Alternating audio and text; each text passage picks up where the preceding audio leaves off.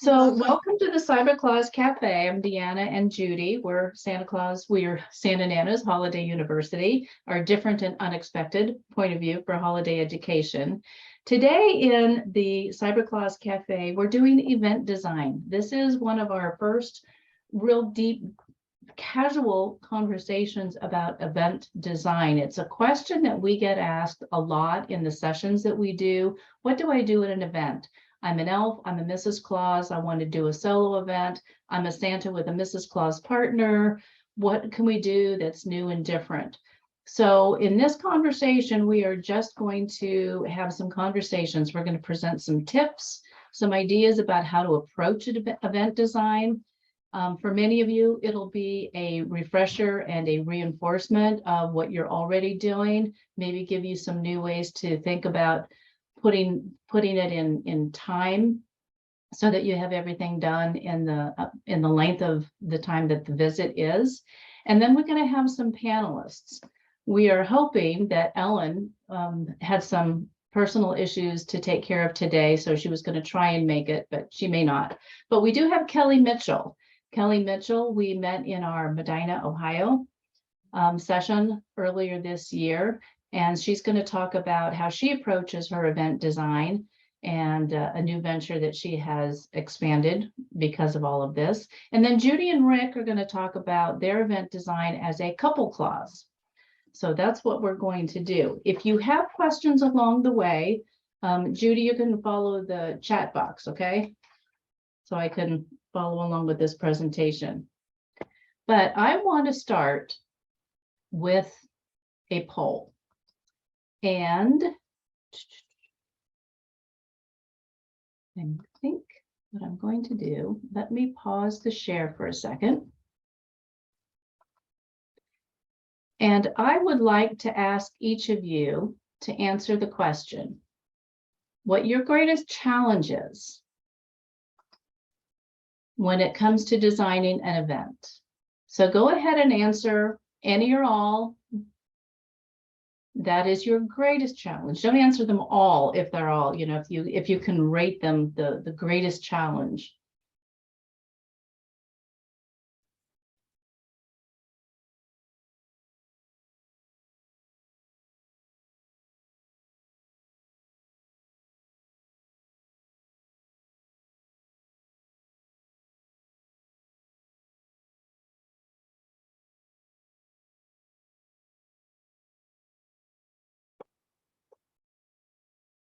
Judy, do you see that Sean is in the waiting room?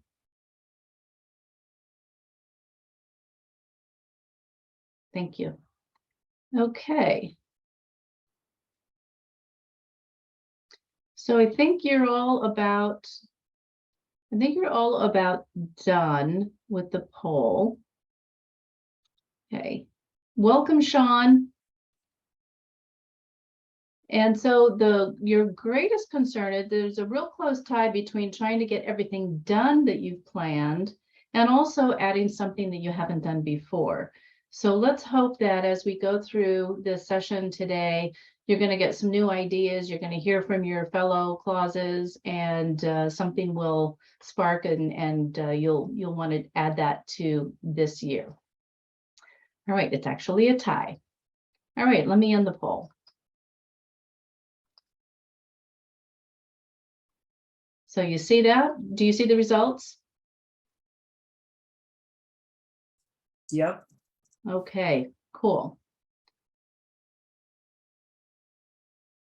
I think we're going to address most of these things. What I like seeing, trying to get everything done that you've planned, means that you have more to do than you have time, so that you'll never run out of something to do. So that's great. All right, let me close this poll down. So what we're going to do is start with just a few tips about when you start approaching event design. And please, if you have something to say, add it to the chat box. Judy's going to follow that. If you wanted to add your perspective on some of these, whether something that's on the list or something that you do in addition to what we're going to list here. So kind of like the process to go about. Oh, I would probably have to share again. Okay. So you see a blank page now, right? Yes, ma'am. So one of the approaches to event design is be sure to check last year. And especially if it's a repeat event, you want to go back and see what you did last year and not repeat the same exercise, the same activity, the same song, the same game, the same outfit, the same, activities. So go back to last year, see what you did before and use that as a base. How many of you asked the client about what their expectations are? So find out if they have, other than photos, because that's a given, if there's anything in particular. As an example, one family that we did last year, when Santa and I arrived, unbeknownst to us, but great for the family, they had already put together a game, which was like, Santa's favorite things. And it was a guessing game. And Santa then had to answer those questions, and whichever the children guessed the most number of correct answers won a prize. It was a great game, and have been using that ever since. So check with your client about their expectations and their ideas. And then, of course, you're going to add your own. It really comes down to 3 questions. What do you want to do? How much time do you need to do it? And what do you need to do it? That's going to start getting the ideas for your materials, your accessories, your props, your toys, your books, what it is that you're going to do. One piece of advice is to, if you see I have a 2-hour event or I have a 1-hour event, how am I going to fill this time?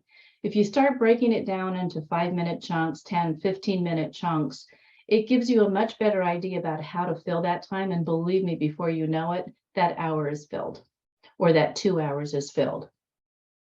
And you're going to be thinking of your entrance and your exit as part of that time, the activities and transitions. Let me open up to a question right now. When I say a transition, what do I mean? When you think of transitions that you have, how do you transition from one activity to another? Anybody unmute yourself and feel free to add.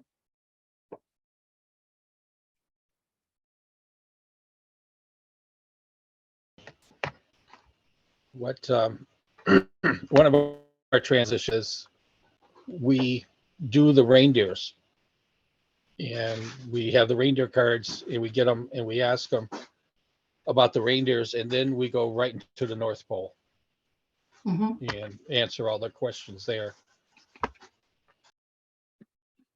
That's a great transition, because they're already thinking about it as they're thinking about the 8 or 9 reindeer that you've got, and then that's a great transition. Anyone else? One of the things that I've done is when we're decorating cookies or crafts or something, as I'm talking to the children, I'm telling them that I'm going to read a book to them soon.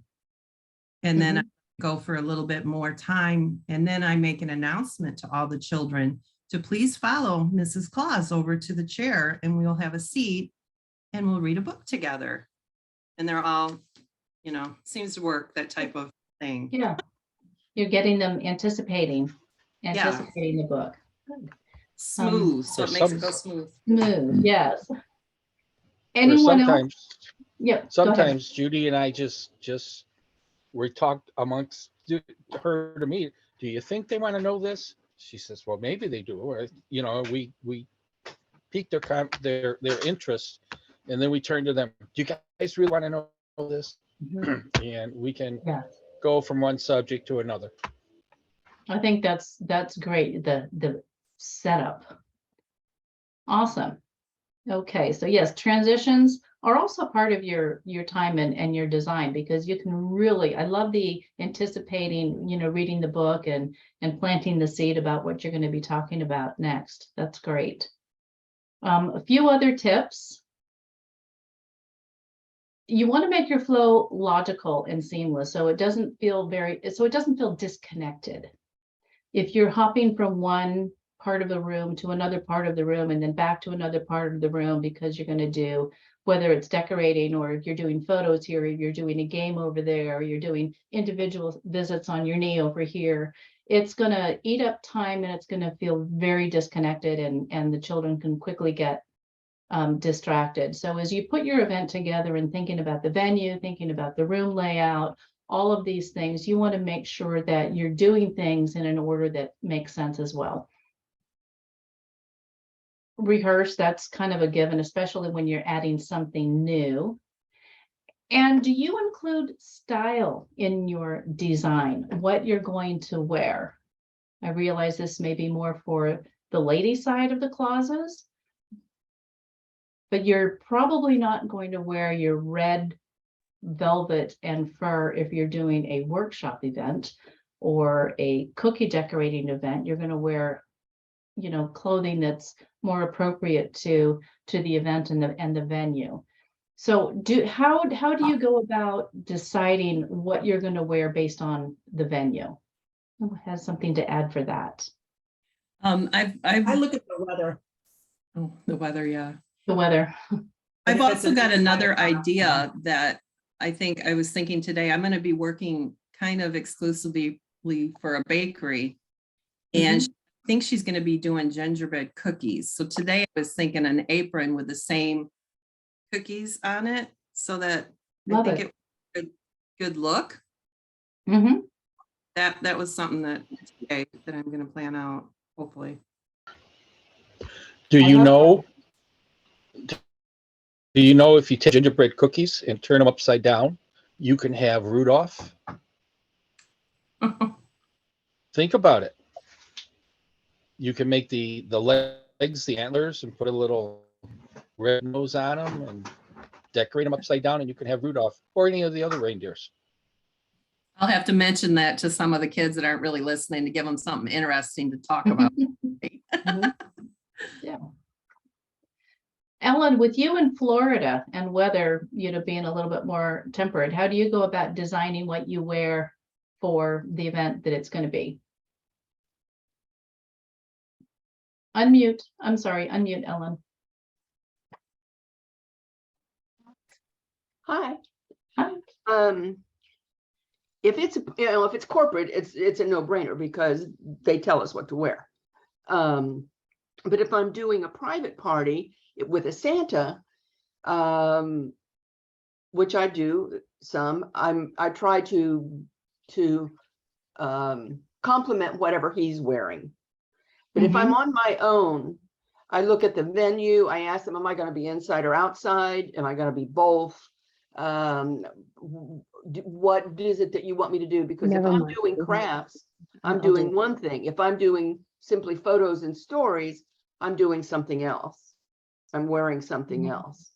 So, you know, inside outside is a big thing. Right. That is. You That know. is. And down here in December, you just don't know what if you're going to be at 30 or at 80. So, you know, Very true. yeah, Very yeah. true. So, you know, if I even no matter what I'm wearing, I have a Mrs. Claus wrap of some sort, whether it be my fur cape or my red sweater. You know, And it fits the event. yeah. Great. Now, here in Michigan, one of the things when we're asking, when we start, we ask them where are we going to be placed, and they love the photo by the roaring fireplace. And we're sitting there with our wool suits on. It's a great photo, but we're burning up. So Yeah. we Is might take anyone in this our group coat trying to off. call me? Again, Is anyone in this group trying to call me to get in? Okay, because I have You muted yourself, Judy. I had someone trying to do a video call to me and I Oh. was wondering. Okay. Okay. So yeah, I mean, oftentimes I think style gets not really included when we think about designing an event, but it really is part of that core because you really want it to fit the activities. If you're going to be doing something very much hands-on, then you want to dress accordingly as well. And we have a lot of options with that. yeah. One of the other things, I'm sorry. Well, I was going to say also, it's sometimes a challenge, depending on the activities, to make sure that you look like someone that the kids will recognize as Mrs. Claus. Yes. You know, because if if it says, like last year, I did a special was a Hawaiian theme. And so Mrs. Claus had to go Hawaiian, and there was a trick to make sure that I was still Mrs. Claus, Mhm. even though I was Hawaiian Mhm. in design. Yeah. You know, this year I'm going to be doing a grand opening for a national chain, and they're giving us one of their shirts to wear. And I'm looking at that and I'm going, that does not say Mrs. Claus. And so I'm trying to figure out how I'm going to work around that so that when I approach or someone approaches me, it's not like, hi, I'm Mrs. Claus. It has to be obvious. An event that I'm doing for the second time this year, one of the charitable events, it's at a outdoor rodeo barbecue place, and we're doing a tree lighting, and we have to wear Western wear. So we need Mrs. Claus in her Western wear Yeah. and so it's the same thing, Ellen, is that Right. you can still dress. So I took my red skirt and I put black fringe on the bottom. Oh, good And idea. I have a fetish necklace with all the different Native American, with the turquoise and the different stones around that. And I have my black cowboy hat and my cowboy boots. But I still wore the look with the hair and the hat, well, the cowboy hat. But how does Western Mrs. Claus look? So yeah, it was fun. It was fun. Any other things on style? Okay, let's move on so we can get to Kelly. So, and this came out in the poll, you have more prepared than you will need, which is great. But we also need to temper that it will always be quality over quantity. I would hate to see us have to rush and finish something too quickly because you have 3 or 4 more other things that you want to get to, especially if it's going to sacrifice the quality of that activity. So go with more in your toolkit than you will need. And it sounds like that's what you're all doing anyway. So that's great.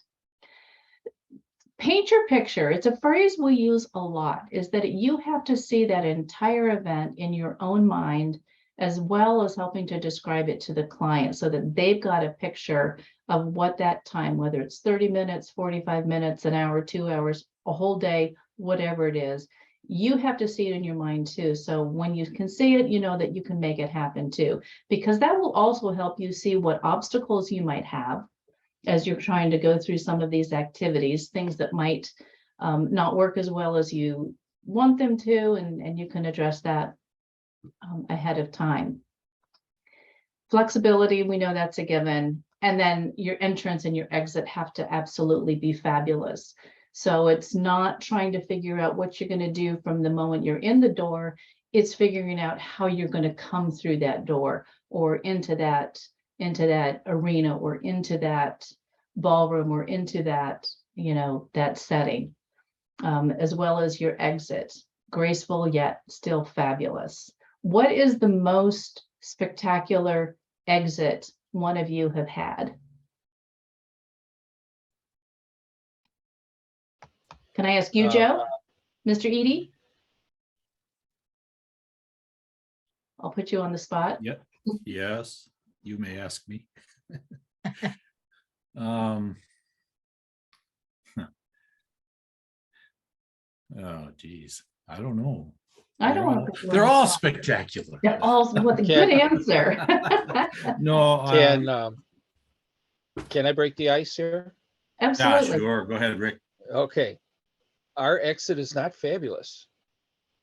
We have learned throughout the years, we wait, and the last thing we do, everybody sits on our lap, we pass out the gifts, and we tell them, okay, nobody open their gifts until I count to 3.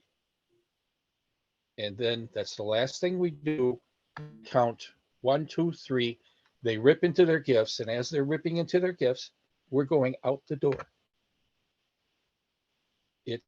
It's not that spectacular, it's not that fabulous, but it's a clean getaway.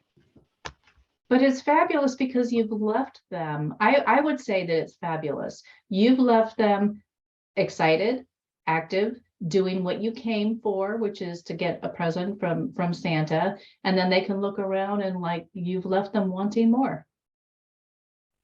Actually, excuse me. Yeah, I did think of, I was doing, used to do an event on Christmas Eve. And so the last few years, what I would do at the end, they had gifts and all this, was craziness. But I would try to have everyone gather together, and then I would ask them to sing Silent Night.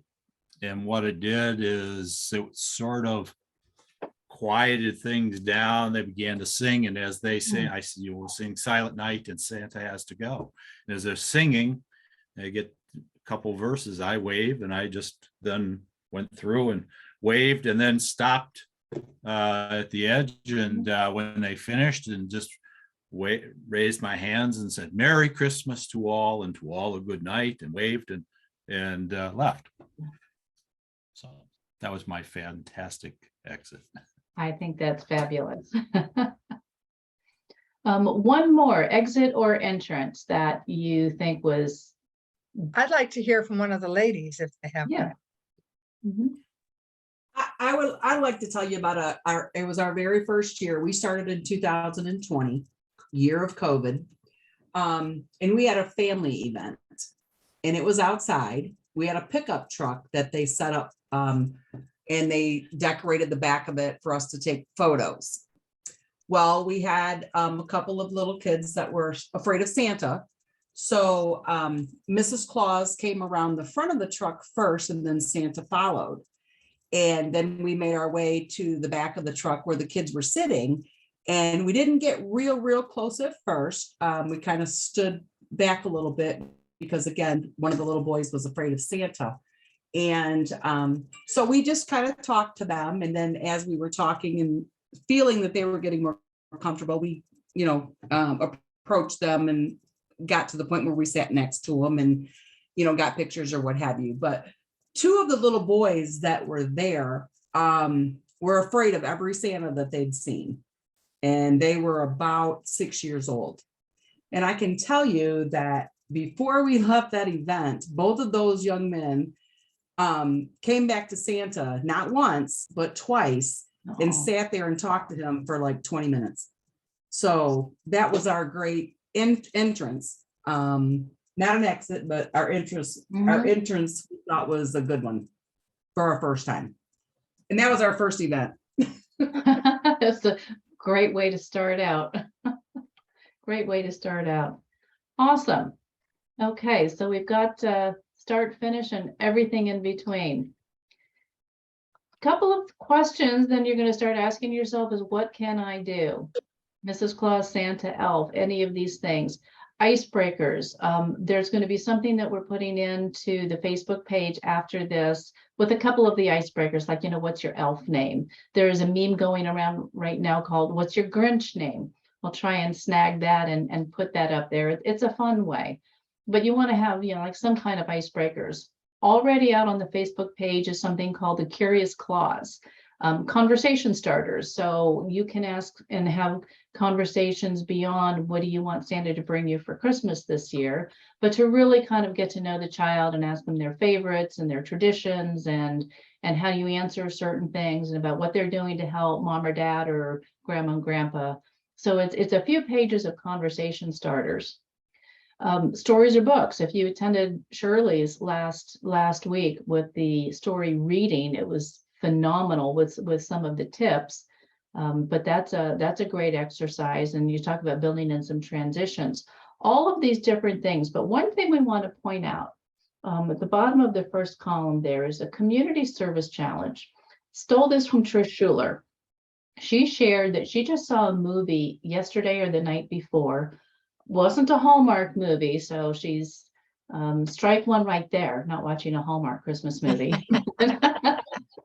But she watched a movie, and I love this idea. I told her we were going to talk about it tonight, that the children got 2 gifts one they could keep, one they had to give away. And then it got the conversation going about other community service things, or, do they write a letter to someone in, or write a letter to a deployed service member, or do something that kind of gives back and teaches them a little bit of a give back.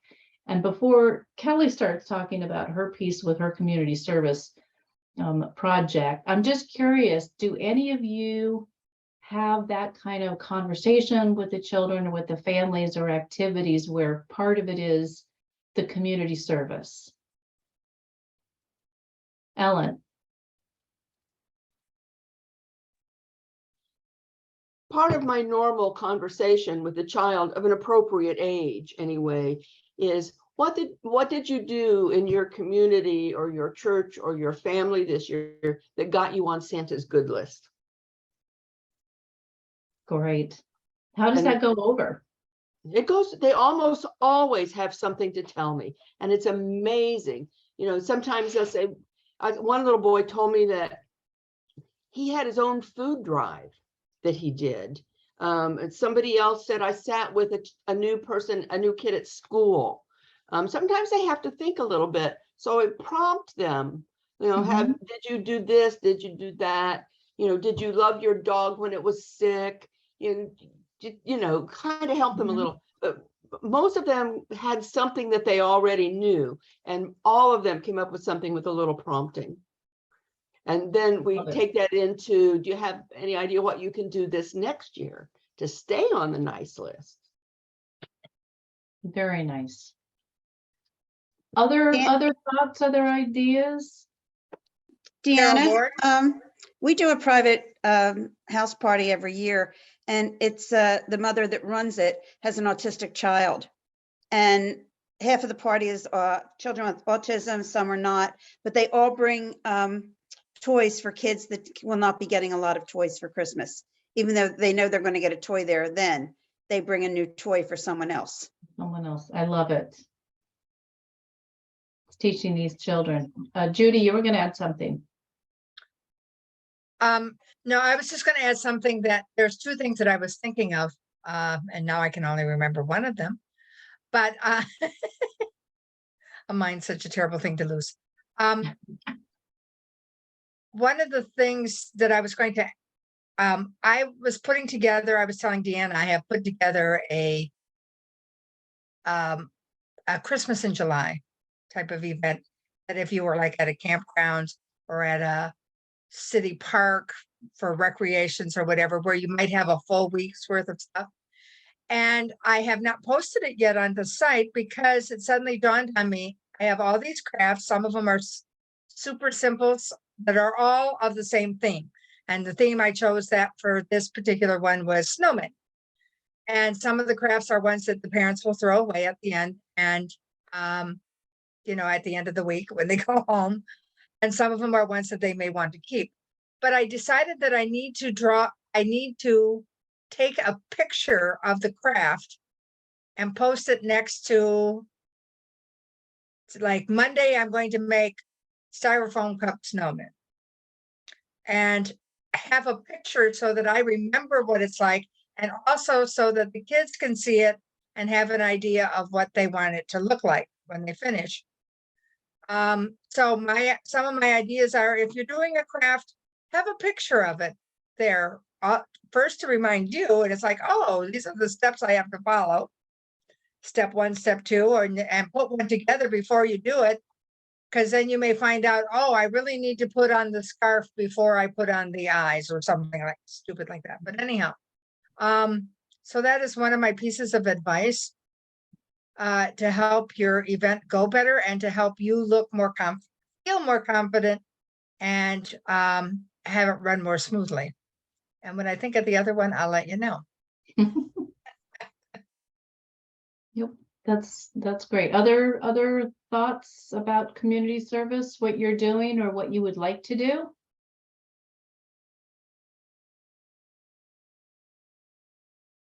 Okay, we'll come back to that one. Some of the other things, that just to throw some ideas out that might get your creative juices flowing is the teaching part. Sometimes you'll want to, even though we don't all know, minus a couple of people in the room, know ASL, but some of us have learned, Merry Christmas, Santa, my friend. And so that's a nice thing to teach, or maybe to teach, have Merry Christmas, Happy Holidays in a different language, or to help show that the Clauses are really citizens of the world, talk about some of, Christmas in some other cultures and try and expand a little bit of their awareness and understanding of Christmas. So I like the idea of teaching something, having them take away something that they didn't know, rather than just be all fun and games kind of stuff, but like a teachable moment. We've done snowball fights with those styrofoam things and all of those things. So what other, I mean, this is just a tiny little list. Let's take 3 ideas of other types of activities that you have done that we might be able to add to our little repertoire.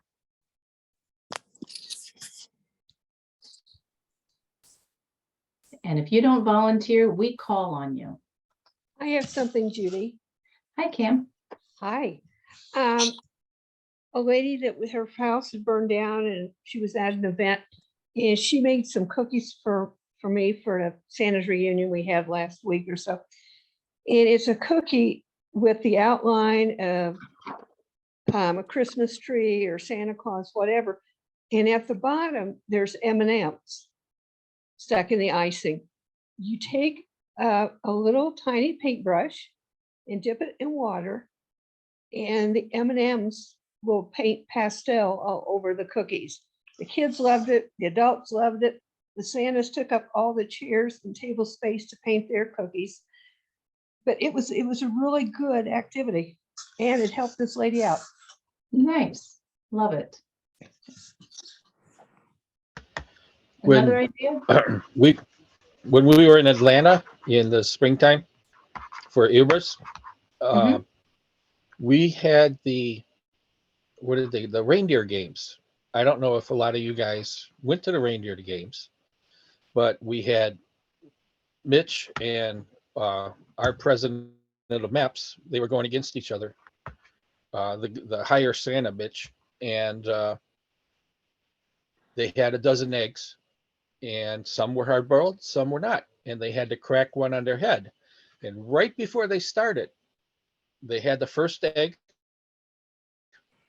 and the towels. Well, I stopped them and I said, "Hey, I have $20 that would take the towels away." And then it went, "I got it too." And another guy said, "I got it." We raised like $400 for charity. Then at Charles W. Howard, we did it again. We raised $6,000. 7. 7? Kathy's here. 125. Okay. Wow. And I got an idea for the next one, Kathy. But we love split that. it. And it's going to involve Mrs. That's something We that actually split it between the 2 charities, so. I'm it worked wondering out if you could write up how to do that and then make that available. That would be great, and how we could do that. I mean, maybe with something with not cracking eggs on a family's And head at Kathy, their I got a, Christmas party. But oh no, they put a tarp down in the hotel lobby. love it. And yeah, we had the That was internet going, awesome. and we had yeah. I think if you go to Hire Santa, there still might be a video there that you can Mhm. watch. Yeah, I'm sure there's videos around someplace. Competition games are always huge, especially with families. With one family that we've done, I think every year that I've been a Mrs. Claus, we've done this family, and it's always very competitive. And so all the children, and it's always a trivia game. So we always have to up what the game is going to be and what the competition. And as they've gotten a little bit older, instead of age groups, it's now boys against the girls. And it is all out Christmas fun for them, because the prize is a certificate that says grandma's bragging rights of who, and all the names of the children who won that year. Grandma puts it in a frame, hangs it on the wall until we come back again the next year with another certificate and with a new list of names based on whoever wins the game. So it's something that carries over, and it created their memory. And so it's a lot of fun to do that. Competition, awesome. And So- one thing I, Games do you play, Deanna? What's that? What kind of games do you play with them? This It's the Christmas, sometimes it's a Christmas trivia game. And I have a game of 1,000 questions of Christmas. I posted on the Facebook once upon a time, I'll do it again. And it's like whoever answers it first. And we actually use, when we were all kids, there was that Quizzer game where you had to slap on and then the lids light up. There were like 5 arms coming out of this thing. So you had 5 people around and you tap on it and it lights up and they get the chance to answer the question first. If they got it right, they got a point, whoever got the most points. But they were questions, movies, songs, the reindeer, Christmas around the world. We've done charades. We did Heads Up, the game where it's almost like charades, but you got to guess the word. You don't see it, but whoever is looking at you is giving you clues, and you've got to come up with the word in the right amount of time. That's an app you can download to your phone. So every year it's something different and last year we did the trivia game, and whoever answered the question got 2 snowballs. And at the end, there was a snowball fight between the boys and the girls. It was hilarious. And the girls cried foul because the boys were throwing them too far and they couldn't pick them up in enough time because they were going under the skirted tables. So I have a game that I like to play that you don't have to worry about breaking mom's lamp in the house or knocking down the Christmas tree. And that your snowballs are actually little tiny cotton balls. And they have to see who can throw the cotton ball the furthest. And trust me, Dad can wind up all he wants and toss with all of his might. And chances are the cotton ball's going to go about 8 inches. yes. So it's a fun game, and the adults are like, oh, I can do this, type of thing. So you can think of a fun way of making, give Dad a little tiny marshmallow. All the kids get regular sized marshmallows instead of cotton balls. Yep. But Dad Yep. gets the little mini ones Yep. or something like that. Anyhow, those are a little bit cleaner. Mhm. Great, yeah, lot of fun. Get So the one of cotton- the things that we're going to give to you, and this is going to go out onto the Facebook page later this evening, is to help you put together your event, to answer those questions that we posed earlier. What do I want to do? How long do I need to do it? What do I need to do it? Use a simple design worksheet. I don't know if you use anything like this, but map out your time. We said before, 5, 10, 15-minute chunks of time. What are the things you're going to do, that logical flow that you're going to do it? What are the materials? What book are you going to read? What song are you going to sing? What prop do you need to bring? What giveaways do you need to bring? All of these things, and it can help map out. And it's like a nice little planning checklist of this particular event. So look for that. And don't forget your transitions as well. With that said, I would rather now spend some time hearing from Kelly.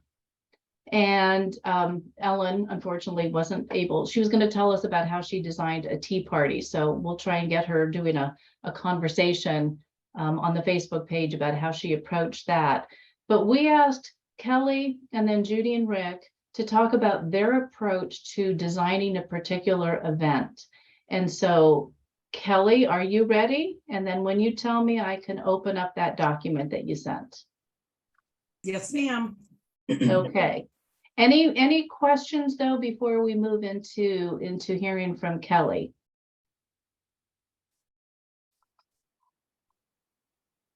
Okay. So I am going to share something else from Kelly.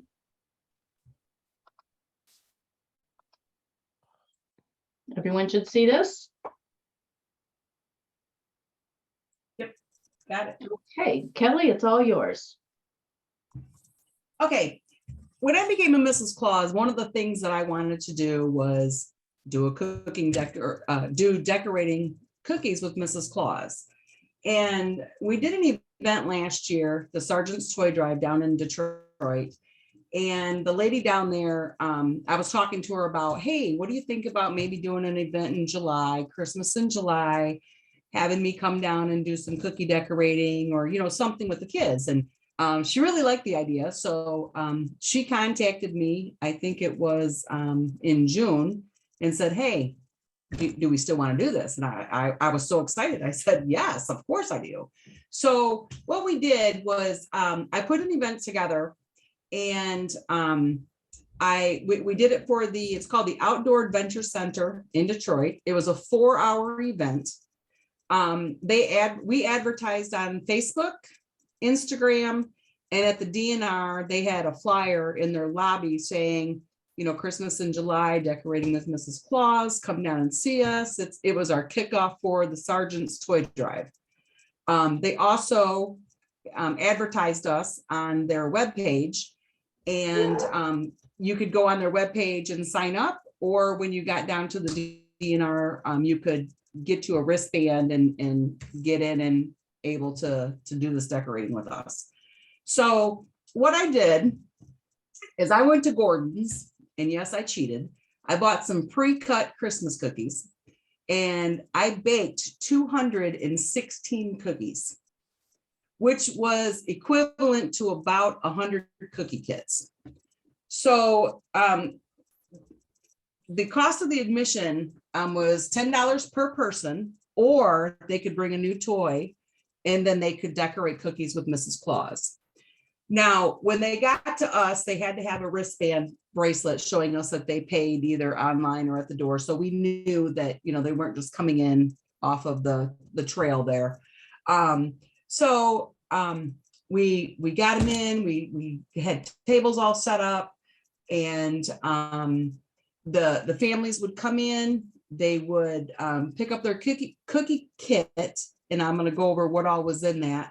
We also let the kids pick out a pencil, and I had a little Ziploc of reindeer food with the reindeer story. I walked around and looked at all the beautiful cookies, got pictures with children. If they wanted a family photo, we charged an extra $5, and we took them in front of a Christmas tree that they had set up for us. They had 2 rooms set up for us for that day. One was, they had the big Christmas tree in front of the fireplace, and then the room that we were actually in was kind of like a lunch area. And they had designated tables for us, and so the kids could come in and sit and, do their little decorating and then move out. One other thing that we did with them is as they were decorating their cookies, and we were watching to make sure to see, how they were coming along. And we taught them the reindeer Macarena. That's one of my favorite things to do. Kids really like it, and they get engaged, and most of them know, some of the reindeer, but not all of them. And so we did teach them a little, the reindeer during the dance, and we did it, and we'd get a little bit faster and faster, and then they said, okay, we're all done. So, but what we did is I've got all the supplies and everything. I'm not going to go through everything, but I am going to tell you what my cookie kits included. They got 2 cookies per person. They got 2 different colors of icing, which I think I did up 6 or 8 different colors of icing. They got sprinkles, of course. They got a plate, a napkin, a plastic knife, and a white lunch bag. We just put everything in the lunch bag for them. And then we sent them to their tables. We raised, on this event, we raised $1,000. And for the toy drive, we collected 2 boxes of toys. My services, because we really like these folks down there, I offered my service, my elf service, and all of our supplies. We brought everything. And then they insisted on paying us. So what we did was we took the payment that they gave us, and we took that money and we went and bought toys for the toy drive. As you can see, these are some of our pictures here. I was allowed to use the picture in the middle with the kids because that's family. So we did get an okay to use that on us, but there was our flyer next to that they put together. The elf is my daughter. She donated her time to come down and help me go through through this event.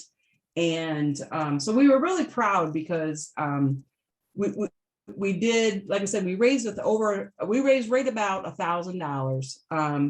And I don't think, did I not send, can you scroll that up a little bit? I just want to see if we got a picture of the toys.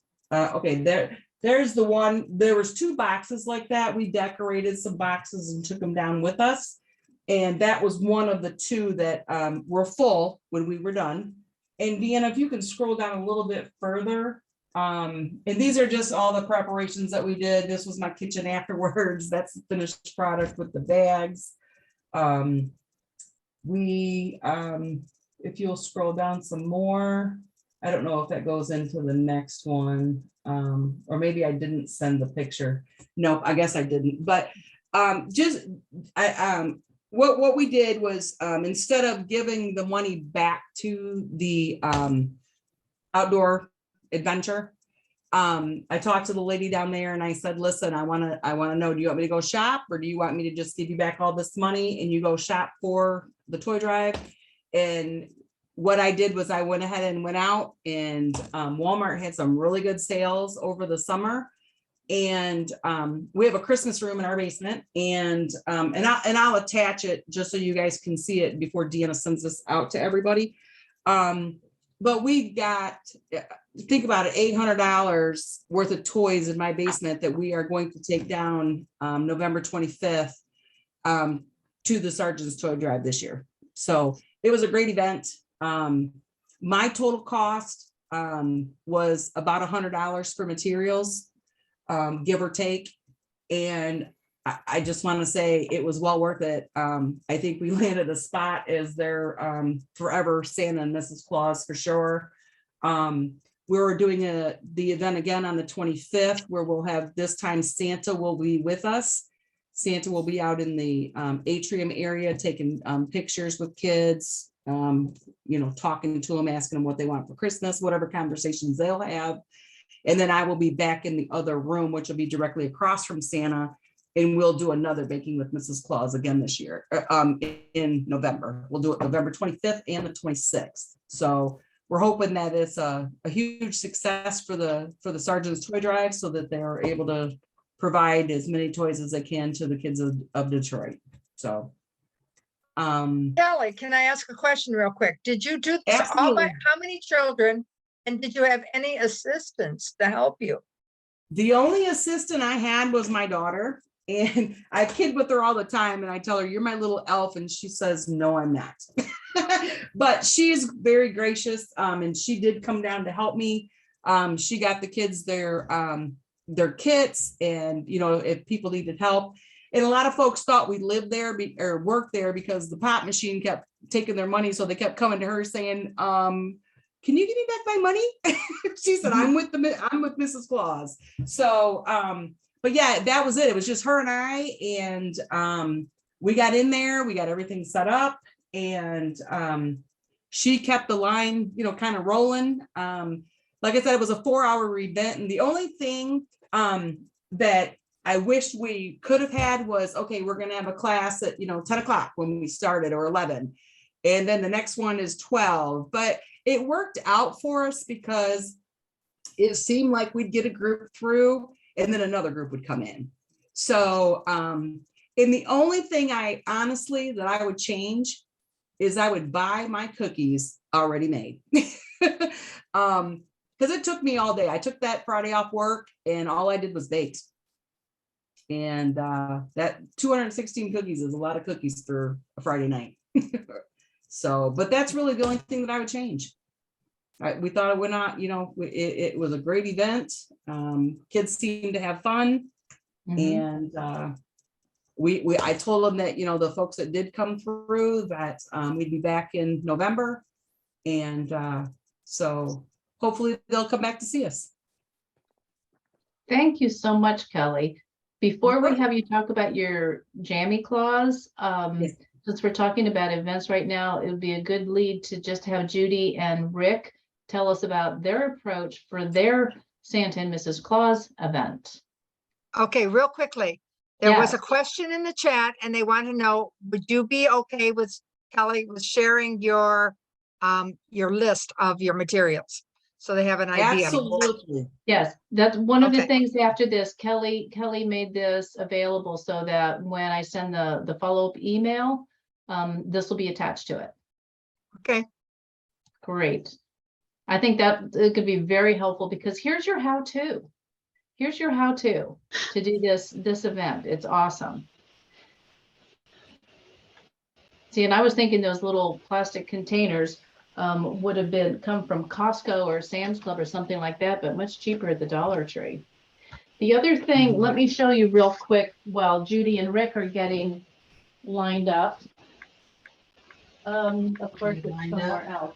I have a box buried that I found online. It's like 10 milliliter or something, tiny little clear jars with a red plastic lid, because I'm going to make the reindeer food and pass those out this year. Reindeer food is nothing more than sugar and a couple of drops of food color. Put it in a jar, shake the heck out of it, and you got reindeer food.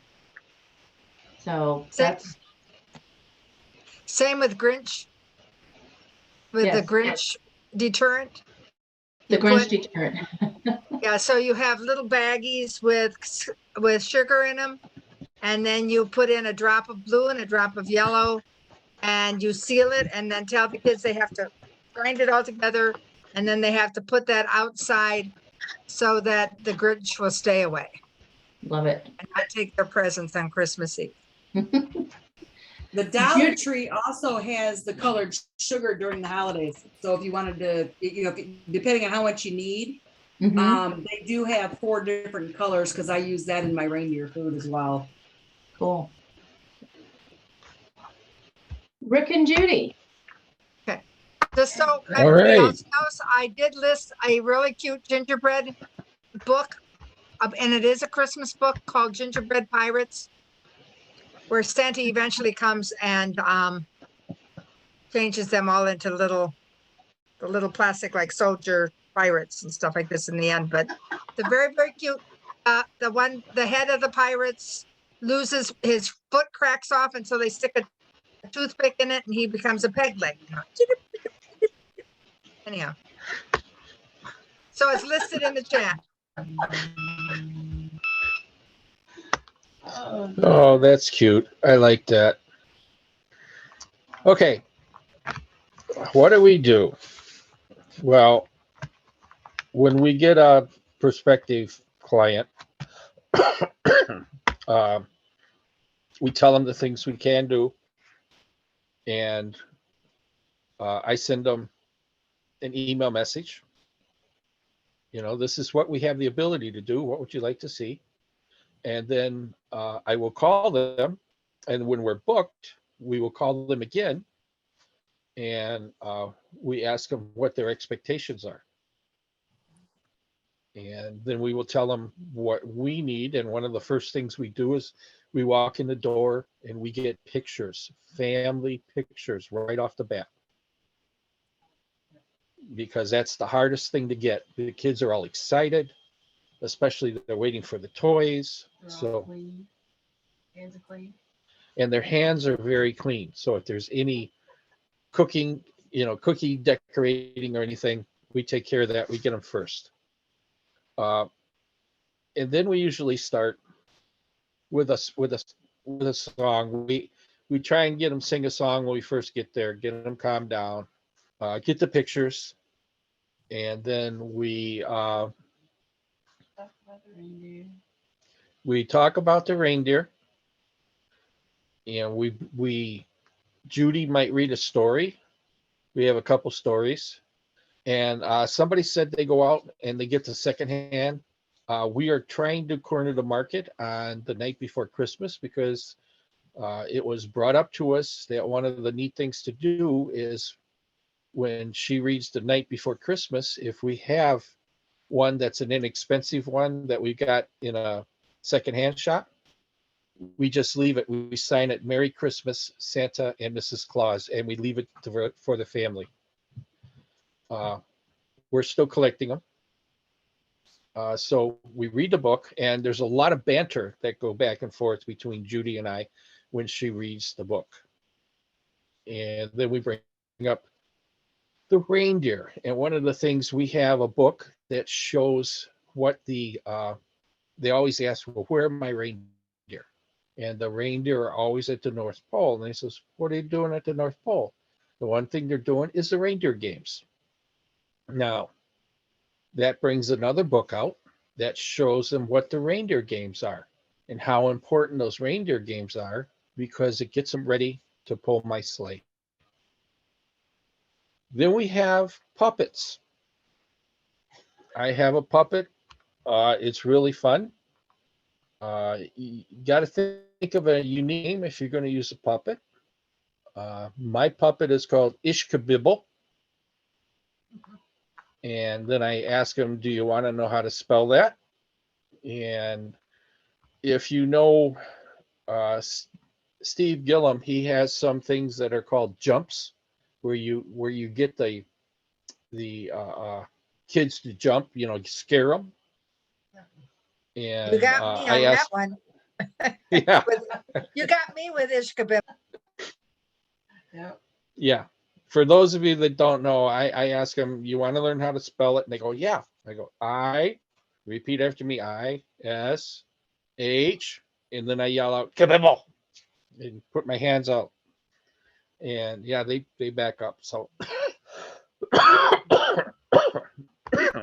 something I learned from Steve.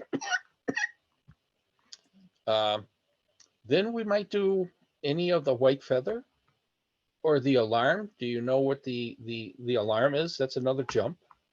And the one thing we do have, and I will stress this, have extra gifts in your bag. Last year, people said, we're going to have gifts. Okay. One of the gifts was a book.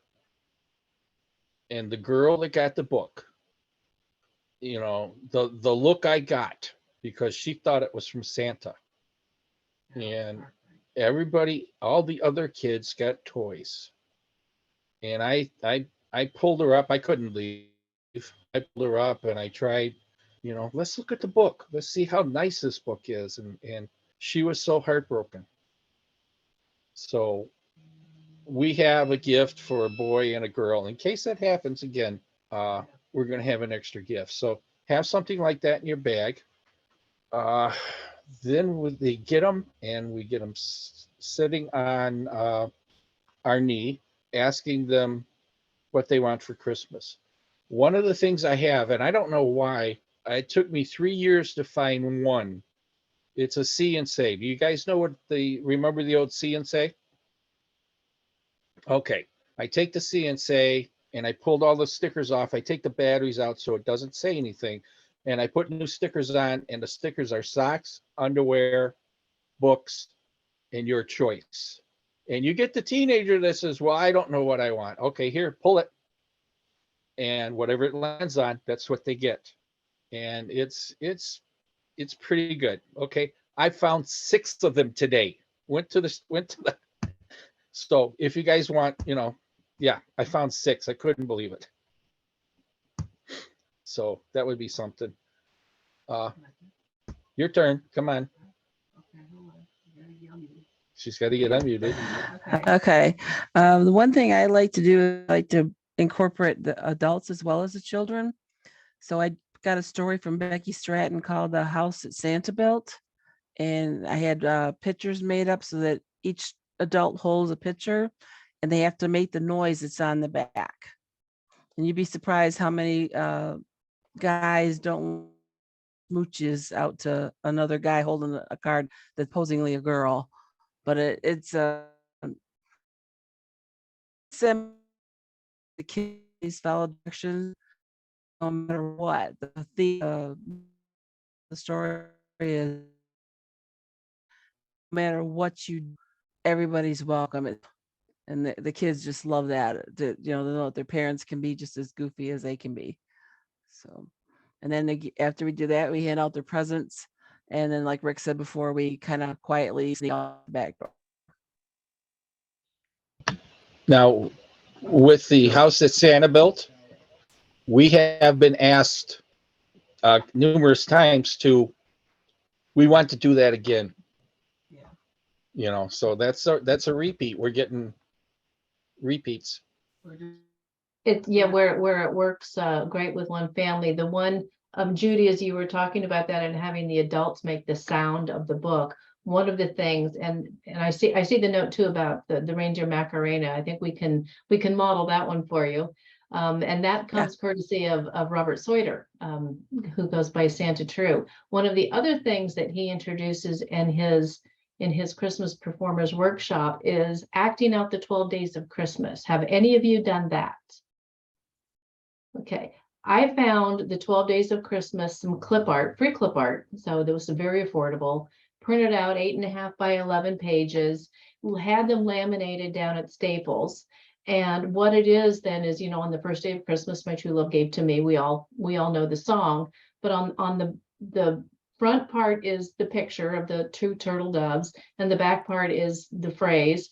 And so you get 12 members of the family up there to volunteer, and they have to act out a partridge in a pear tree, 6 geese a laying, 12 lords a leaping, and so to get them and to sing the entire song from 1 to 12, that takes about 10 minutes right there if you want to know how to fill up an hour.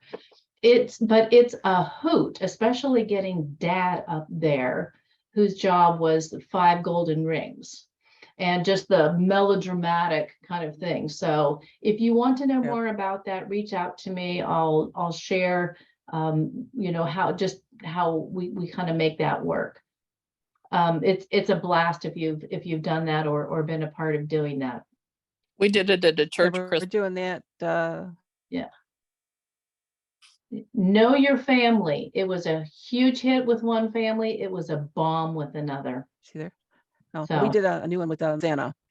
Yeah. Who has a cap that's on his head, and we show a picture of a cap. So now we're doing that song just like it too. The interactive, because there's no time like Christmas time to go back to your own childhood and just love that. Nina, okay, we will definitely chat. So you're also asking about the reindeer Macarena. Judy, do you want a demo, or who is it that we've done that for? Eileen, you want to know who's done it? Who's done it? Raise your hand if you've done it. Me. Okay. Well, then all of you who have been a part of Reindeer Macarena, get yourself situated in front of your camera. Eileen, you're doing it. And lead us, Eileen. Unmute yourself if you can.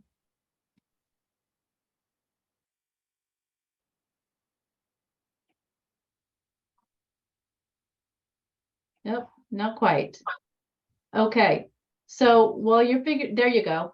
Okay. You ready? Ready. Dasher, Dancer, Prancer, Vixen, Comet, Cupid, Donner, Blitzen, and Rudolph. And then you You're do it faster. You're too Yeah. close. Dancer, Prancer, Vixen, Comet, Cupid, Donner, Blitzen, and Rudolph. And there's a That's as difference fast as I between a go. moose and an elk and a reindeer, right, Judy? Yes, That's a moose. I'm sorry. So you have That's a deer. reindeer. Right No, this there. is deer. This is moose. That's moose. Elk is this. And Reindeer. reindeer is in front because they have the scoop. It is so much fun. Kids love it, grown-ups love it. So yes. Okay. Don't forget the chorus in that is shovel in the stable. You go sideways, shovel the So that you can move. So it's a lot Yeah. of fun. It's a lot of fun. I always make a joke of like, okay, I can see what parents, what I know, basically your age because of, it's like, aha. Yeah. Yeah. You know, we- So I also want to, Kelly, I'm gonna keep you on hold for a second because I'm gonna give you all a choice. What we wanted to do is we talked about some things, the approach you've heard from Kelly, you've heard from Judy and Rick. What we wanted to do was to give you a chance to actually design an event. And we were going to put you in breakout rooms for maybe 10 minutes, 5-10 minutes, just to kind of brainstorm an event, map out some events, come back, tell us your aha moments, tell us what it is that you're adding something new, addressed one of those concerns that you had up front about doing something new or having enough to do or running out of time to do and all of those things. So we can do that. And then come back and then we can talk to Kelly about her jammy clause, or we can do that first. We're going to leave it up to you. What would you like?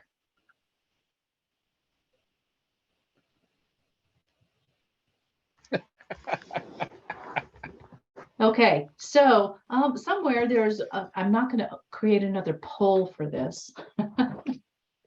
Okay, I'd like to Yvonne do would like to Jammy hear about Claus. Jammy Claus. Okay, Yeah. so, all right, let's do Jammy Claus. Kelly, you're back on. And she's going to tell us about, for those of you who are in Medina, you saw Megan Holmes come and talk to us about this venture that she and her mom started.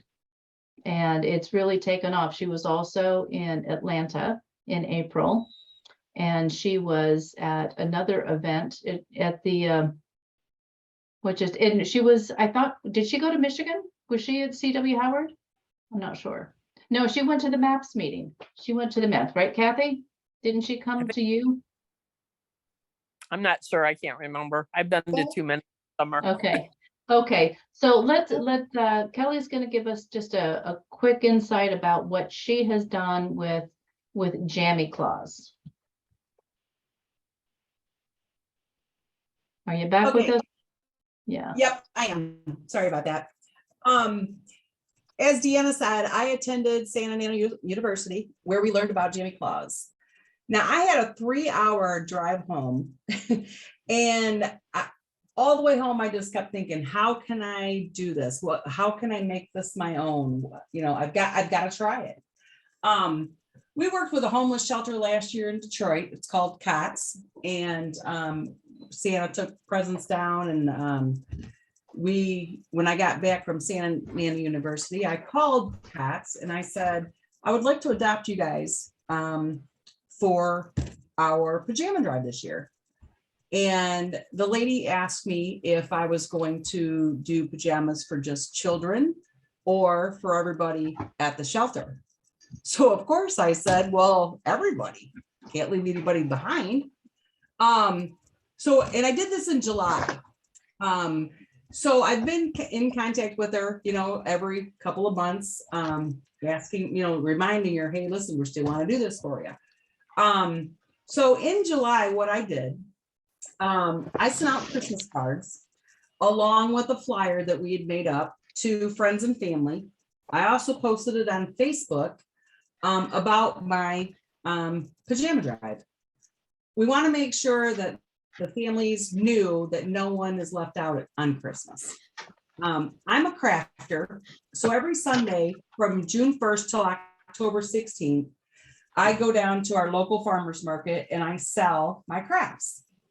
All of my proceeds go to the pajama drive.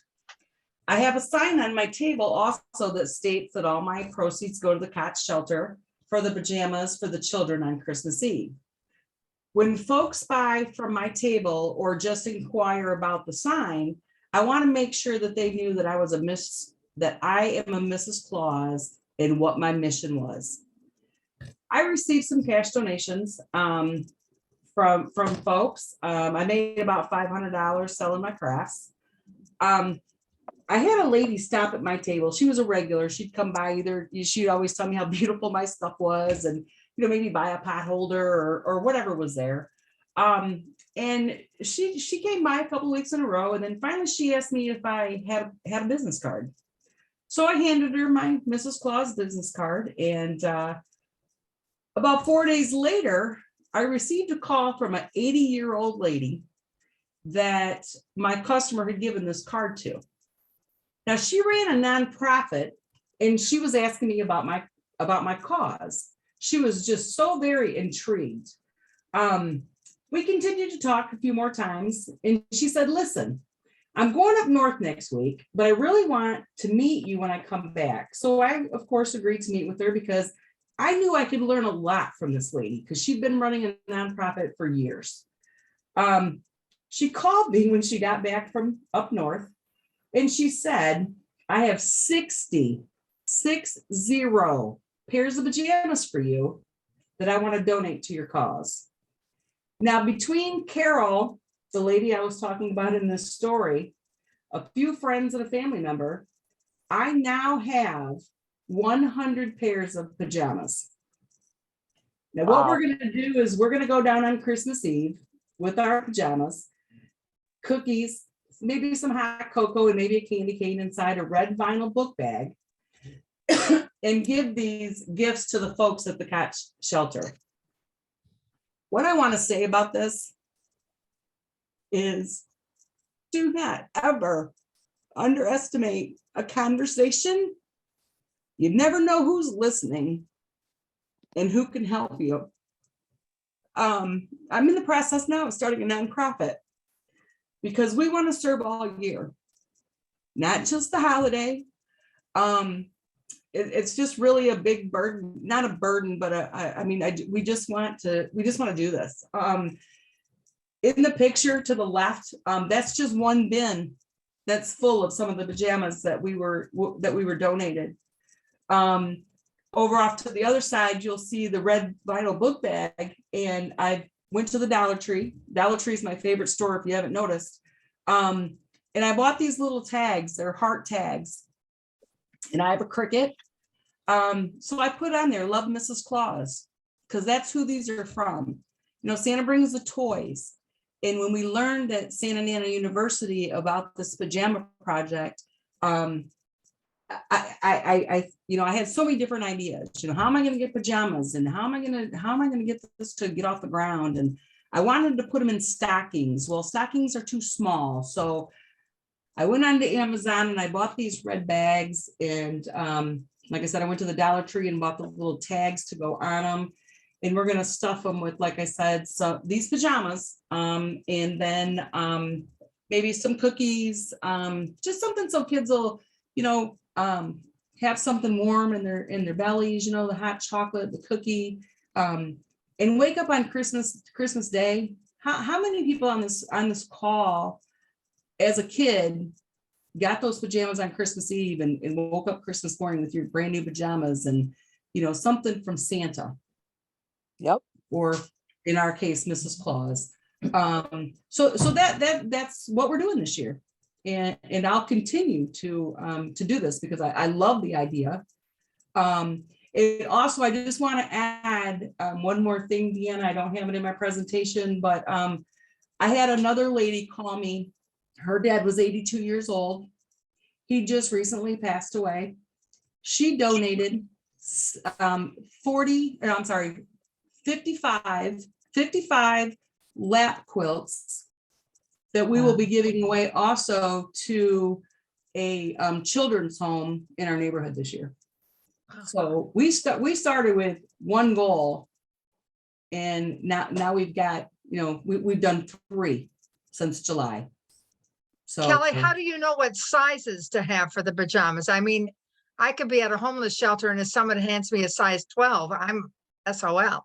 Right. Well, what I'm doing is I'm working with the lady, because right now I've got anywhere from 4 tees for children, all the way up to women's 3X. I have to work on some men. sizes, because it's a family shelter. So what we're gonna do is what we have right now, anything that I need extra, remember that $500 I was talking about that I made selling my crafts?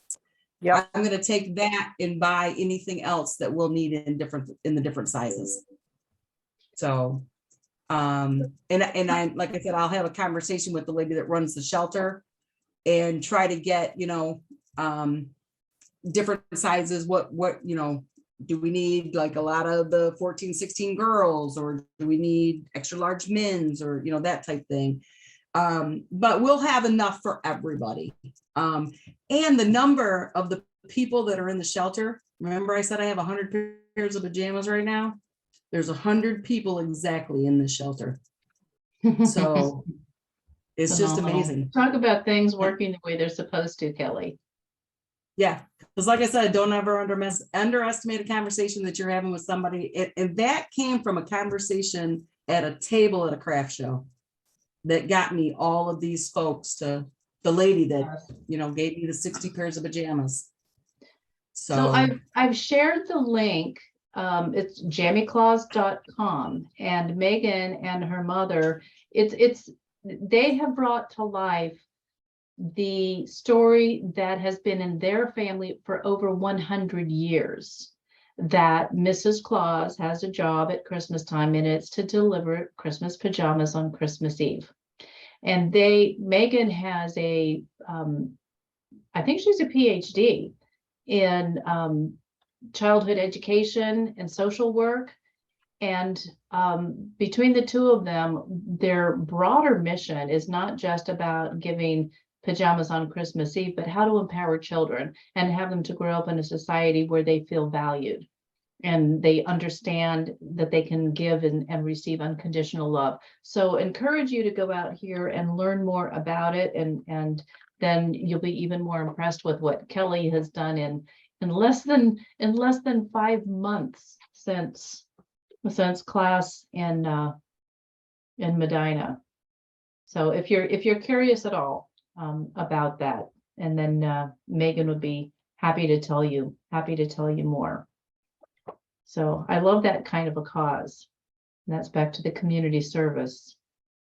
Okay, so let's open it up for some questions about, I know that one of the questions, I'm going to open this up to the group, was you've got all these ideas for events, and especially the event where you bring supplies, or even an event where you have the client provide the supplies, whether it's going to be a crafting or a cookie or gingerbread or whatever it is that you guys are going to be doing. How do you set your price, your rate for that, knowing that geography, demographics, travel distance, all of those things factor into it? But what's your general approach, if you want to share, about how you price those kinds of events? We'll just open that up.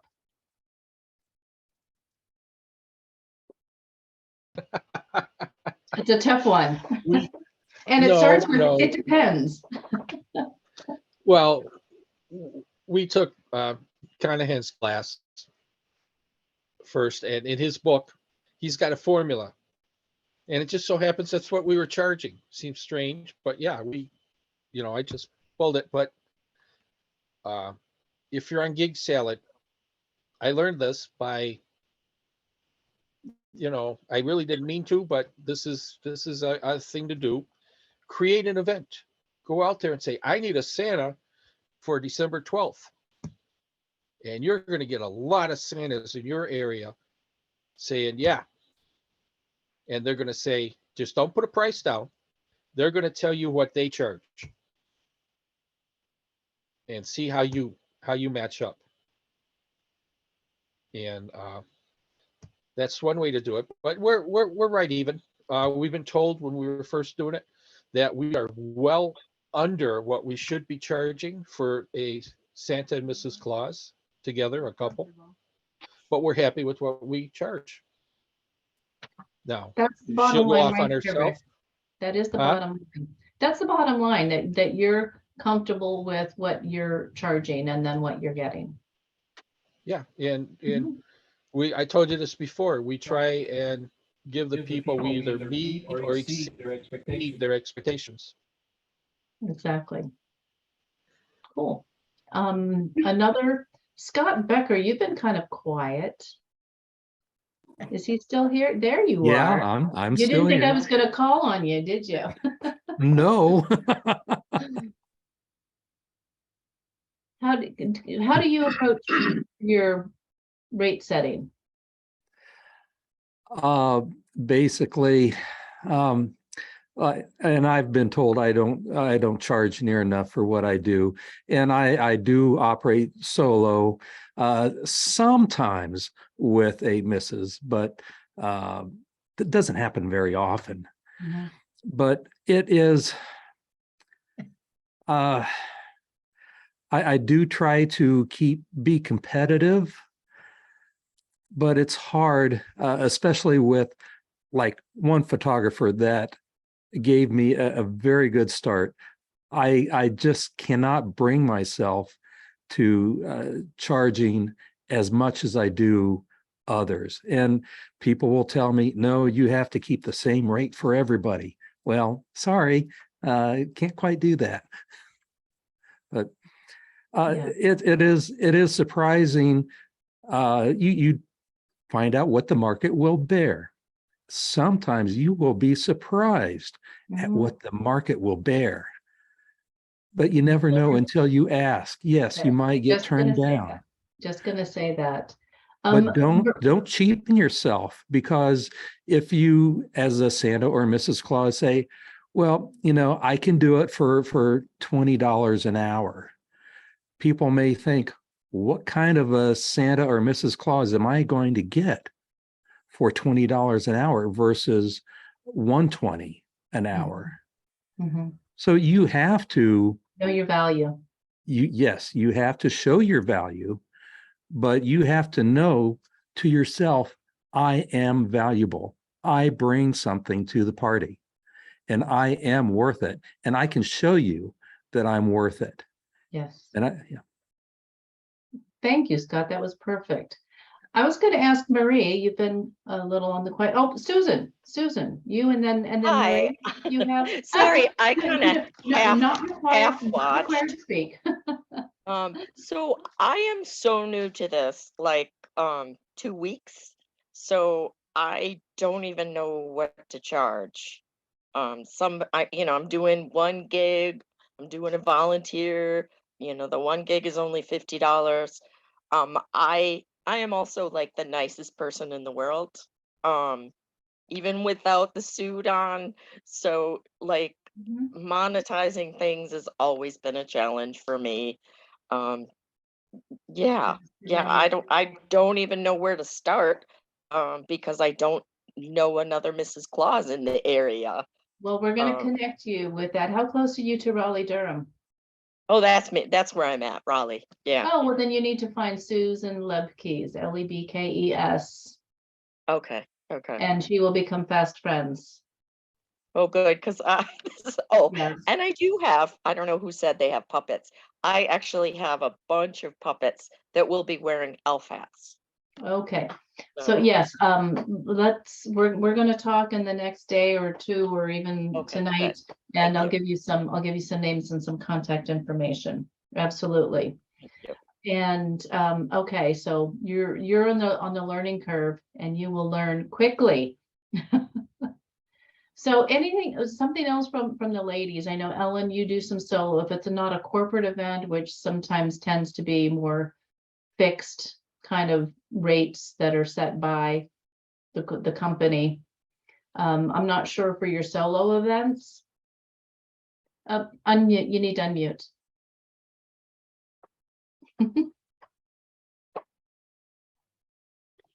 If I'm working with a Santa and he is the one that has gotten a job and he's asked me to work with him, I typically tell him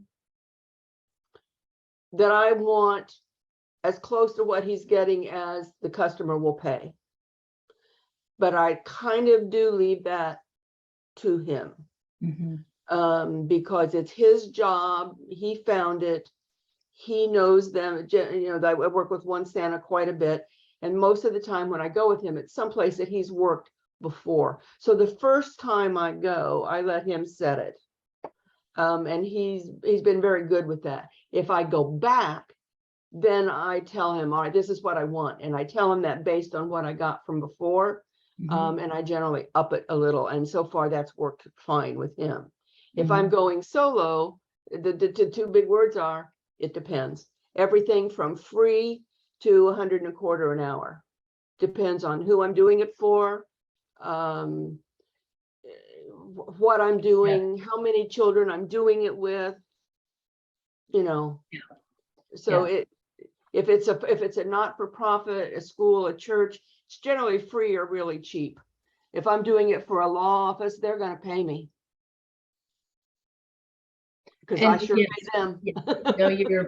know your client, and they are, someone was sharing the other day that they were at an event, and Judy, the example was the other characters were getting compensated far more than the Santa and the Mrs. Claus. They had this was an event with princesses and balloon twisters and all of these, plus there's an area for Santa and Mrs. Claus, and everyone seemed to be compensated differently, probably because they had different agents. But I go back to what Scott said as far as know your value. And when we do know what that value and what the market will bear, and you set that price for your services, for the value you're bringing, for the memories you're going to create, it's a confident, this is my rate. This is my rate. Not like, is this okay? Like, no, this is my rate. And you're going to give them that and more. One of the pieces of advice that I frequently give to people who are like, I'm really not into it for the money, I want to do it for the children. And it's like to make out an invoice. Thank you, that's the word I was looking for. And then at the end, you can say the fee is waived for, charity for, and if you want to be savvy, say for 2022. That doesn't mean that it will be free next year, but they need to know that they have just had this wonderful Mrs. Claus, or this wonderful Santa, or this wonderful Santa and Mrs. Claus. They need to know that they have somebody who they just got $125 an hour for free. First of all, they're going to feel good about the fact of, whoa, look what I just got a bargain. But also it lets them know that you have value in yourself. And it changes their attitude towards you. The best thing is it just changes their attitude. It's like, oh, wow, they treat you differently. The best example I can give for this, because you know me, I'm always giving examples, is when I was a young teenager and I had my first job. So I was 16. I had my eye on a present that I wanted to get for my parents. And I went to the department store, and this is before malls. And it was just like in the movies, 20 people all at the cashier. And I had older women and stuff like this push me out of line and whatever, and I couldn't get waited on. So in those days, I still was walking. I walked all the way home. I had a brand new coat. That I thought was gorgeous. And it was kind of a Cossack type of thing, red with black fur around it. I had a black Cossack hat and a muff and everything else like this. And I went and I put on that coat and I went back and I got service almost immediately. And the same thing is true with your invoice that you give, even if you are going to waive the fee. You're that, kind of like that thing in Pretty Woman where she's like, remember I was here yesterday? Big mistake. Okay, same idea. You need to show your value. even if you decide that you're going to discount them 25%, whatever, you need to give them an invoice. That's my piece of advice.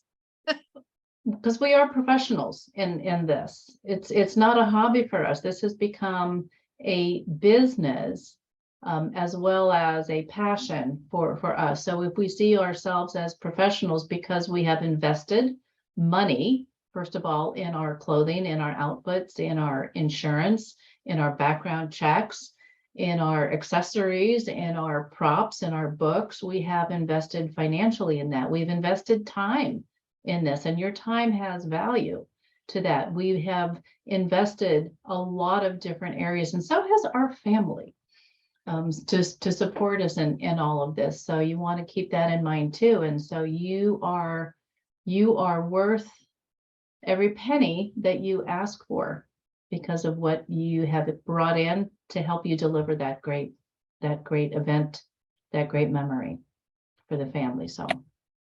Okay. I know have we're a a little bit question. past. I know we're a little bit Okay. past. So if any of you have to drop All right. off, absolutely feel free to, but we're going to hang on and just keep chatting, and we want to answer your questions and hear from everybody about event design and make sure that you are confident and comfortable in putting together a fantastic experience. Eileen. I just have a question. It's not particularly on this topic, but it was back a little bit.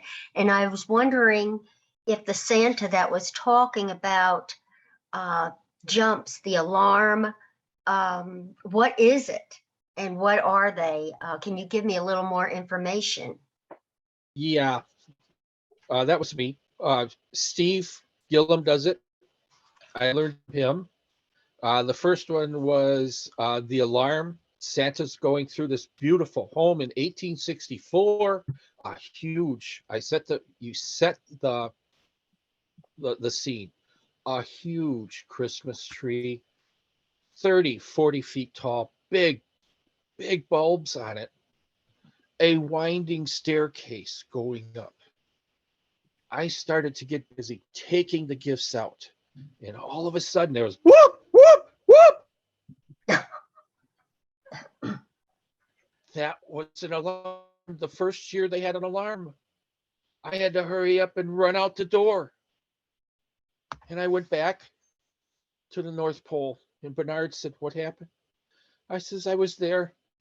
Beautiful house. I'm giving all this stuff." And all of a sudden, it would, whoop, whoop, whoop. And he says, "What happened?" And I told him, Mrs. Claus came up and she got the same treatment. That's a jump. Just get them to scare them. And then that leads into the magic key. Excuse me. Because the year after that, they gave me the magic key to open the doors and shut the alarms off. The other jump was my elf's name, Ishkabibble. You know, Yeah, you made me jump about 3 feet. What happened? He started out spelling, and so here's his puppet, 18 inches away from me, and he's talking to me. Hi there, blah, blah, blah, blah. And I'm talking to the puppet, and he says, "Do you know how to spell my name?" And I go, "No." And he goes, "Say I-S-S-H-H."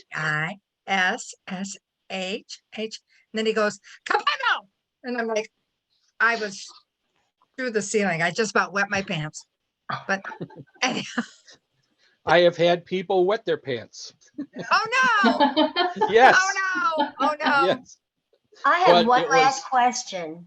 Yes. I was just wondering if any of you, I noticed that the children have very short attention spans. So how do you keep them engaged without them, drifting off somewhere? When you're telling a story, or I can see using the jumps that would keep them in there, on high alert, so to speak. What techniques have any of you used to keep the children engaged and not wandering off somewhere? Or My Judy, my Mrs. Claus, she's reading The Night Before Christmas, and she questions them. Do do you know what sugar plums are? And she gets them to answer, and then she says, and then jump in and tell them what your favorite one is. So my Yeah, favorite one involve is, them. yeah, we try and involve them and get them to answer the questions for us. But my favorite thing is to ask them when Santa came down the chimney with the bound. I asked them, well, do you know what a bound means? And they all look around like, no. And I go, that means Santa fell on his butt. And then they all start laughing and interjecting, their own noise and stuff. He keeps telling me, no, it was a bag of toys. And so, Yeah, it wasn't me. And then when they say it says, and he puts a finger above his nose or on the side of his nose, I says, okay, stop. It's on the side of my nose. I'm not digging for gold. It's on the side of my nose. and the kids all laugh. And the kids all laugh. And if I want to use the fairy dust, then they understand what the side of the nose means, because that is the yellow fairy dust. Thank you. Oh, that's wonderful. So one of the things I do, and I learned this from Shirley before, and that is, 'twas the night before Christmas. And all through the house, not a creature was stirring, not even Judy, right? Or the child who's bouncing all around, not even Nicole. And they're like, this type of thing. And what are some of the other things? Well, that's one of them that really works well. But when I think of another one, I'll tell you. Oh, thank you. But usually Thank you. using This their is names, wonderful. 'Cause using you their gotta make names. it engaging somehow. Mhm. If you Yeah. know the name of the child who has a hard time sitting still, have them help you turn the pages. Take turns. Can you, do you ever watch, oh, good Lord, Vanna White, so it's like, can you take the book around and show people, do your Vanna White imitation. And you can say to the teenagers. But yeah, usually without calling them up. You don't want to, Nicole, sit down, type of thing doesn't work. But if all of a sudden their name pops up in the middle of the story, they're more likely to stop and say, oh, type of thing. And then you also have to realize that there are going to be some children. I use my daughter as an example, who just bounce all around, and yet they're hearing every single word you say. There's just no doubt in my mind. My daughter can do cartwheels down the stairs in front of church and then tell you the entire Bible story afterwards. So, but she could. She's 45 now. Let's hope she doesn't do that anymore. But yeah, Mhm. also see if you can get the parents to sit down with them. It is very helpful to have the parents there. That's a big thing. This isn't just for the children. It could be for the children and the adults as well. Not a The other creature with thing is hearing, to not say even dad. if you get a parent who is constantly saying, Johnny, sit down, Johnny, sit down, Johnny, Santa's not going to bring you anything. And finally, my comment usually is, no one is good all the time, not even Santa. The other day I had to put him in timeout. And they're all like, ah, and it's like, what do you do? And then Bill tells the story about how he left his Legos on the floor and I stepped on them in my bare feet. Except he makes me out to sound so cruel. And I'm like, I'm not that man. But then the punchline at the end is so he picks up all of his Legos, puts them in his pocket, goes to his room, and then he plays with them, and then he leaves them in the bed. But anyhow, things like that you can interrupt and say, and then it gets the kids kind of laughing, calming down together. Have them pick stories where they have to work that out, like the house that Santa built. You can have them where they're making, I always carry a fart gun with me, but What is that? I mean, where do you get the gun. Oh, the Minions, you can buy them in the toy store and the Minions fart gun and it goes along instead of the little boy going, I let him use the fart gun. Bill always tells the story of the little girl who had the Easy Bake Oven, who wanted an Easy Bake Oven, but this is just a storytelling. And so she's like, and he's like, well, why do you want, this was years ago, and why do you want an Easy Bake Oven? And so I can make you cookies, Santa. And he said, okay. And so the next year he was really excited to go to Mary Jane's house because she was going to make him cookies. And there they were. And he went up and he ate them and she put broccoli in them. They were the most awful cookies that he took them up and he gave them to the reindeer.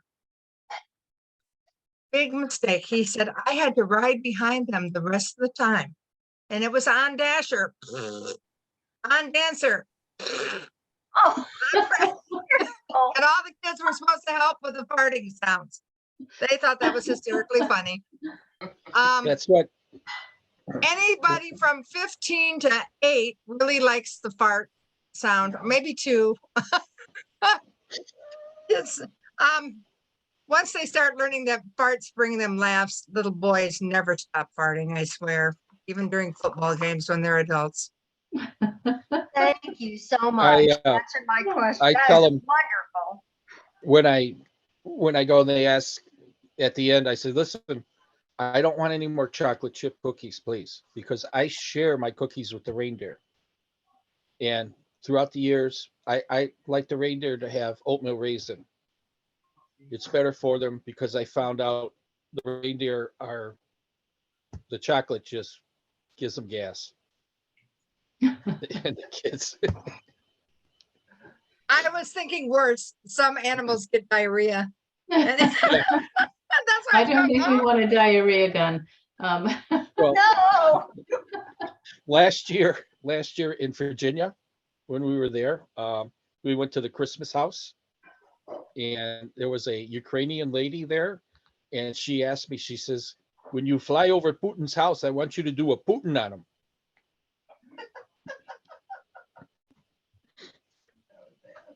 Speaking of Ukraine, if you're not familiar with this, it's an easy story to find on the internet. If you want me to attach one of the links when I send an email out, I can do that. But it's a Ukrainian story, the Christmas spider. Are you familiar with that? Yes, Is I anyone have not that. Yes, familiar with Very I it? am. good. Okay. And then if you want to really make it a fun thing, what Santa and I did the one year that we read that story is that we went up to the tree and he very subtly hid a spider, not a real one, but a spider in the tree. And we're like looking through it, which was our transition into to tell the story. And then the giveaway that I had for each of the children was a spider ring.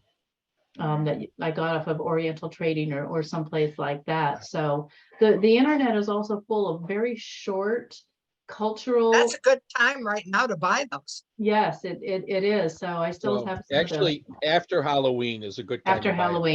Halloween for the spiders. So, but yeah, it's a great story.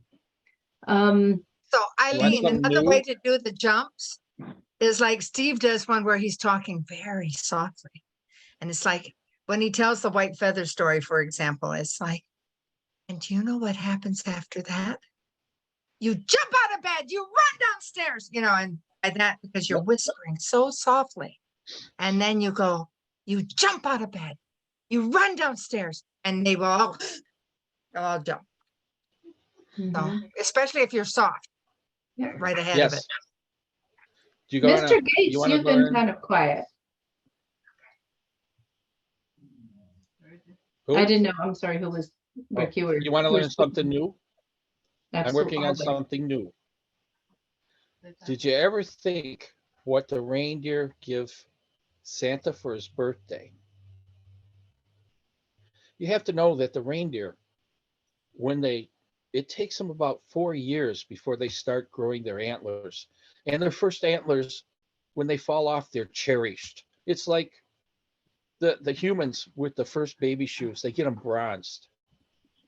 So Donder gave Santa one of Rudolph's first antlers for a birthday present. Okay. Pick Very that up cool. in a garage sale, couple bucks. So something new. I like it. I like it. Mr. Gates, I called on you. Yes, what can I do for you? I was just curious if you had any feedback, any questions, any nuggets, pearls of wisdom? I was really thinking about the fees that we were talking about. And I think it depends on geographical location, especially with the price of gas nowadays. You know, and that definitely has to be a factor into how much you're going to charge somebody. Yes, it has, and several clauses have adjusted their rates. So the rate might be the same, but now they've added a travel Right. charge, so that the rate is the rate, but to really call out that, or they've shortened up their distance before they, instead of, before anything over 40 miles, I'm gonna have to add, travel fee. Now it's part of, anything 5 miles away or 10 miles away, or, yeah, Sure. that's a good point. Mhm. And how are you going to make the agreement with that person to make sure that you get paid? You know, a contract is definitely something that Yes. you need, Yes, some kind of contract anyways. yep, it's got to be in writing. Exactly. That's another whole conversation. We really, if I'm required for one, yes, I'll do it. Otherwise, I shake a hand, handshake. That's it. Mhm. I will use Gig Salad. I'm on there. I'm one of the premier Santas there, so they give me a lot of leads. The Mhm. one thing you should take into consideration, if you're going to do a 2-hour event, you normally charge $200. I put in there in the quote, I tell them my normal rate's $200 an hour, but I'm going to give you a multi-hour discount because I don't have to go anywhere. I get, so we'll discount them probably half the fee of 1 hour. And think about that. Mhm. Yeah. Yes, I'm Judy. sorry, can you say that again? You discount it when? Okay. If my normal rate or our normal rate is 200, unless you're one of our repeat customers, and then it's last year's price, but it's 200 an hour. But if you're going to guarantee me 2 hours, I'm not going to charge you 400. I'll charge you 300. I will knock off. It ends up being like 25%. And if you give me 3 hours, it will be another 100 added for that. Just like $100 each. The way it was put forth, the easiest way. Judith tried to hit on it in Charles W. Howard. He says, I charge $125 a half hour. This was Frank, forgot his last name, but I charge $125 half hour, $75 a half hour after that, each at every half hour.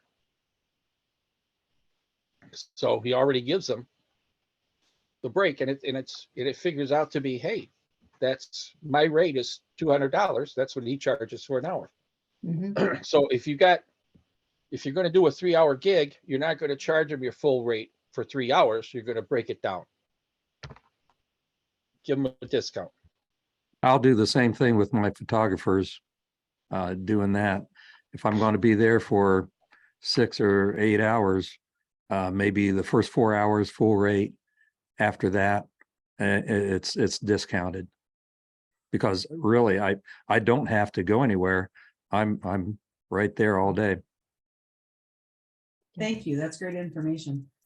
But also for the Mrs. Clauses, basically you're doing more than what your Santa is. I mean, he's the big guy, he's there in the chair, but you're doing the crafts and everything.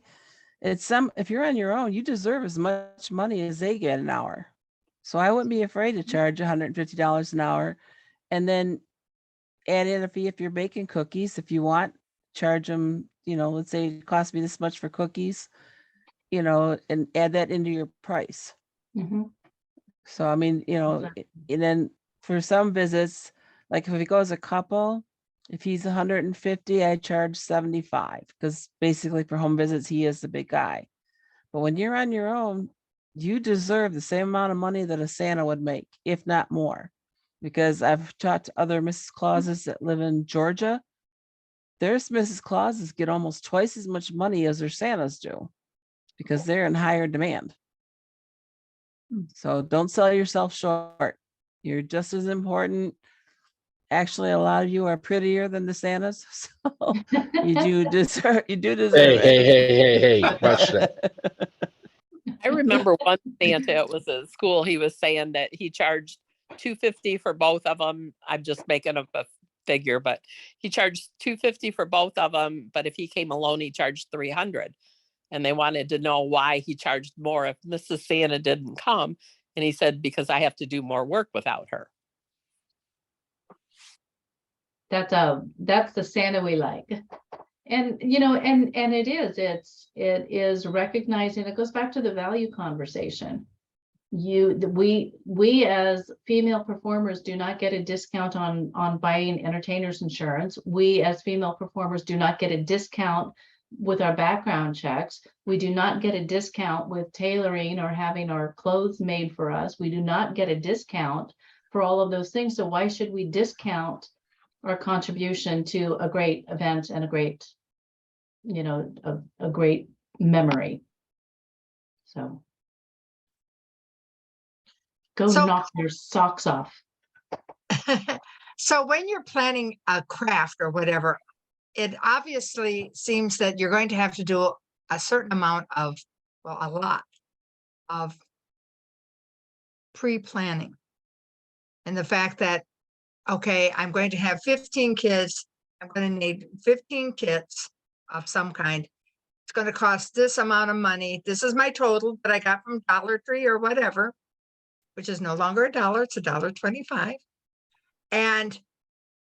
And then I have to add all this extra stuff, plastic bags, the Ziplocs, whatever.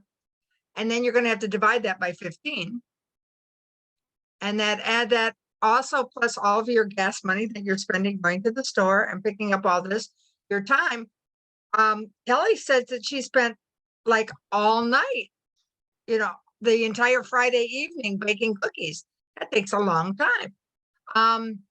I realize that you can't really put that into it, or maybe you can. It's like at a certain, you have worth. Your hours have worth. I know most of the time, we know that we spend a lot of time polishing our shoes, Santa, polishing your boots, doing the brass on your buttons, ironing and starching your clothes so they work out nicely, making sure that all the zippers are working and you have everything together and you have a suitcase packed that you're taking with you. And so don't shortchange yourself, I guess is the thing. Our prep time, you spend almost as much in prep time as you do in the event sometimes. So don't shortchange yourself if you can. I have two things. One Yes. is that the Santa who charges more if he's alone, that's Nina Britt and And Santa Duffy. Yeah. And the Yeah. second thing is that sometimes when I talk about, we're talking about pricing and the cost of things, I tell people this is my cost per hour. Other things are add-on. So if you want a craft, it gets added on per child. If you want cookies, it gets added on per child, unless you are providing everything. If they're providing it and all I'm doing is Mrs. Clausing it, that's different than I have to bring all the stuff. Right. If I'm bringing all the stuff, there's like a surcharge. And I've never had anybody balk at that.